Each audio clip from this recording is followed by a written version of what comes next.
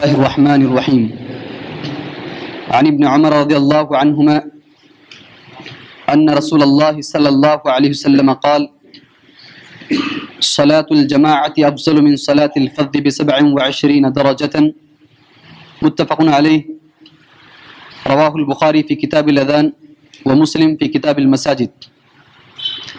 حضرت ابن عمر رضی اللہ تعالیٰ عنہما سے روایت ہے، رسول اللہ صلی اللہ علیہ وسلم نے فرمایا جماعت کے ساتھ نماز پڑھنا اکیلے نماز پڑھنے سے 27 درجے زیادہ افضل ہے، 20 پر 7 درجے زیادہ افضل ہے۔ اس حدیث کو امام بخاری رحمۃ اللہ علیہ اور امام مسلم رحمۃ اللہ علیہ دونوں نے کتاب الاذان میں اور کتاب المساجد کے اندر ذکر کیا۔ حاضرین، جیسے کہ کل آپ کے سامنے یہ بات بالکل واضح طور پر آ چکی ہے الحمدللہ کہ ایک صحابی جو آنکھ سے نابینا تھے، ایک ایسے گاؤں میں جہاں سانپ بچھو کا ڈر تھا، ایک ایسے گاؤں میں جہاں پر نہ ٹھیک سے راستہ تھا، ڈھلوان، کہیں اونچائی تو کہیں گہرائی، ایسے راستے میں اللہ کے نبی صلی اللہ علیہ وسلم سے آ کر کے گھر میں نماز پڑھنے کی اجازت مانگتے ہیں تو اللہ کے نبی صلی اللہ علیہ وسلم نے ان کو اجازت نہیں دی۔ تو وہ حضرات جو فجر کی نماز میں کتوں کا بہانہ بناتے ہیں کہ ہم اس لیے نہیں آتے ہیں کہ ہمیں کتے کاٹ دیں گے، یا وہ حضرات جو ظہر، عصر، مغرب اور عشاء کی نمازوں میں سڑک کا بہانہ بناتے ہیں، یا وہ حضرات جو اپنے پیر میں موچ آنے کا یا بدن کی بیماری کا بہانہ بناتے ہیں، ایسے لوگوں کے لیے اس حدیث سے سبق حاصل کرنا چاہیے۔ ایک وہ آدمی جس کو ہاتھ پکڑ کر چلنے والا نہیں ہے، آنکھ سے نابینا ہے، ایسے گاؤں میں جہاں بچھو رہتے ہیں، سانپ رہتے ہیں، ایسے گاؤں میں وہ اللہ کے نبی صلی اللہ علیہ وسلم سے گھر میں پڑھنے کی اجازت پوچھتا ہے، اللہ کے نبی صلی اللہ علیہ وسلم اس کو اجازت نہیں دیتے ہیں۔ ہم بہانہ یہ بناتے ہیں سانپ بچھو تو نہیں ہے ہمارے پاس کتے ہیں، ہمارے پاس کیا ہے، ہم گلیوں میں آتے ہیں تو ہمیں کتے کاٹ دیں گے۔ تو یہ سارے بہانے فضول ہیں، اللہ تبارک و تعالیٰ کے سامنے قبول نہیں ہوں گے۔ پہلی وہ حدیث یاد رکھیں آپ جماعت کے بارے میں۔ دوسری بات جو آپ نے سنی ہے یہی، اللہ کے نبی صلی اللہ علیہ وسلم نے فرمایا ہے اگر آپ اکیلے نماز پڑھتے ہیں، اکیلے نماز پڑھنے سے جماعت میں نماز پڑھنا 20 پر 7 درجے افضل ہے۔ کتنے درجے؟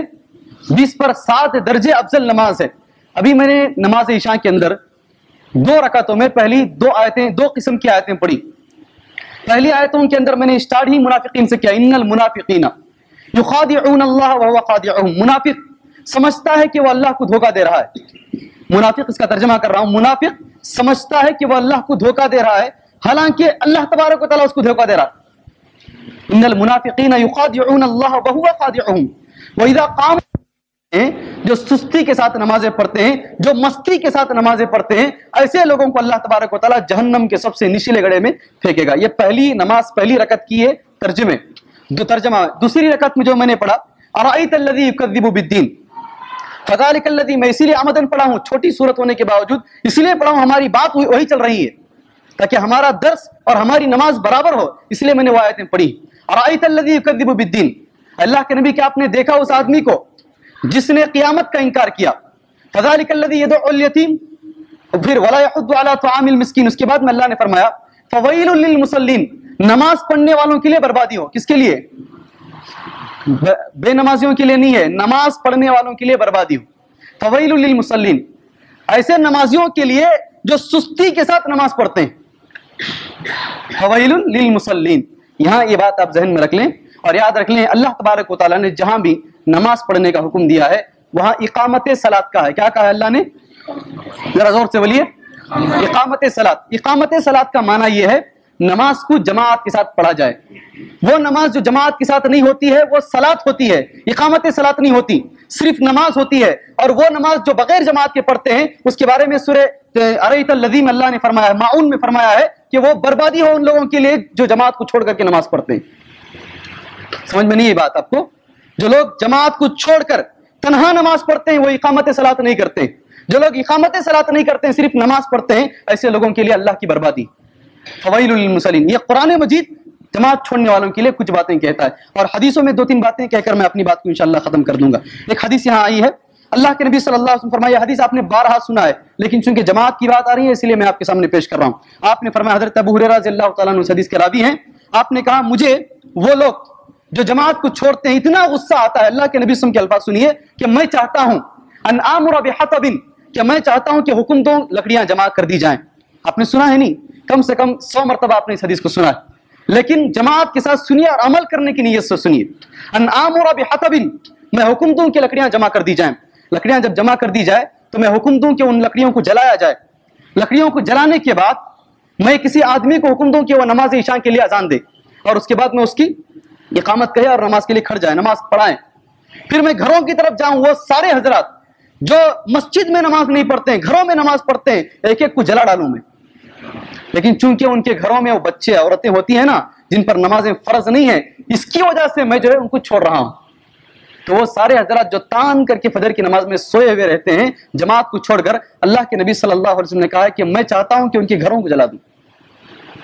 یہ سننے کے بعد بھی اگر آپ نماز کو نہیں آتے ہیں، جماعت کو نہیں آتے ہیں، جماعت سے نماز نہیں پڑھتے ہیں، پھر آپ کا ایمان آپ خود اللہ کے سامنے گواہی دے لیں. ایک اور حدیث سنیے، اللہ کے نبی صلی اللہ علیہ وسلم نے فرمایا عن ابن مسعود رضی اللہ عنہ، جس آدمی کو یہ بات پسند ہو، صرف ترجمہ کہہ دیتا ہوں، صحیح مسلم شریف کی حدیث ہے، جس آدمی کو یہ بات پسند ہو کہ وہ کل اللہ سے مسلمان ہو کر کے ملاقات کرے، ایلقى اللہ غدا مسلما، کل وہ اللہ تبارک و تعالیٰ سے مسلمان ہو کر کے ملاقات کرے، تو اس آدمی کو چاہیے کہ وہ نمازوں کی حفاظت کرے. اس آدمی کو چاہیے کہ وہ نمازوں کی حفاظت کریں. کیوں؟ اس لیے کہ اللہ تبارک و تعالیٰ نے سونے والے اٹھ کر سونے، ابھی سوئیں گے تو کیا نماز پڑھیں گے وہ.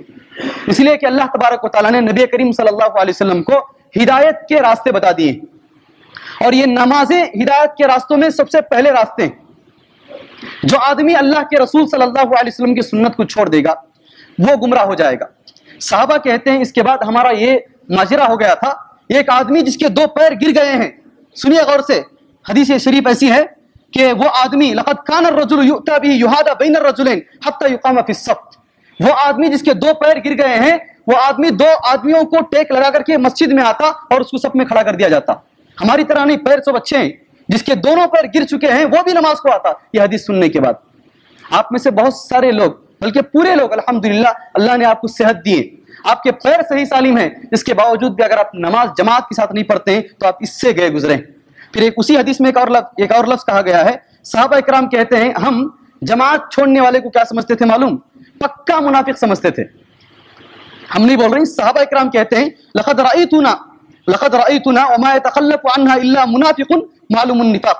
صحابہ کہتے ہیں ہم اپنے زمانے میں یہ حال دیکھا کہ نماز سے وہی منافق پیچھے رہتا جو کھلم کھلا منافق ہوتا، گھر میں پڑھنے والا نہیں. جو آدمی مسجد کو آ کر کے نماز نہیں پڑھتا ہے اس کے بارے میں کہا کہ وہ کھلم کھلا منافق ہے. اس سے زیادہ سن کر کے پھر بھی اگر نماز مسجد میں نہیں پڑھتا ہے تو پھر وہ اپنے ایمان کا فیصلہ. ایک آخری حدیث ہے، اس کے بعد اپنی بات کو ختم کر دیتا ہوں. اللہ کے نبی صلی اللہ علیہ وسلم فرمایا ما من ثلاثۃ فی قریۃ ولا بدو، کسی قریے میں یا کسی شہر میں کم سے کم 3 آدمی ہو اور وہاں نماز جماعت کے ساتھ نہ پڑھی جائے تو ان پر شیطان مسلط ہو جاتا ہے. کسی قریے میں، کسی کھیڑے میں، ہماری زبان میں کسی کھیڑے میں یا کسی شہر میں کم سے کم 3 آدمی ہو اور وہ 3 آدمی مل کر کے نماز نہیں پڑھتے ہیں جماعت کے ساتھ تو ان پر شیطان مسلط ہو جاتا ہے. آپ نے فرمایا، ایک زبردست بات آپ نے کی، فعلیکم بالجماع، آپ سارے لوگوں کے لیے اللہ کے نبی صلی اللہ علیہ وسلم کا حکم ہے آپ جماعت کو مضبوطی سے پکڑو، جماعت کو مضبوطی سے پکڑو. فإنما يأكل الذئب من الغنم القاسية، اس لیے کہ آپ نے ایک مثال دی، ایک بکریوں کا ریوڑ، اس ریوڑ میں سے ایک بکری اگر الگ چلی جاتی ہے، جنگل میں چرانے کے لیے نکلے ہیں، تو جو تنہا بکری ہو گئی ہے نا اسی بکری پر بھیڑیا حملہ کرتا ہے، اسی بکری پر بھیڑیا. اس کا مطلب یہ ہے اگر آپ جماعت چھوڑ کر کے تنہا نماز پڑھ رہے ہیں تو آپ پر شیطان حملہ کرے گا.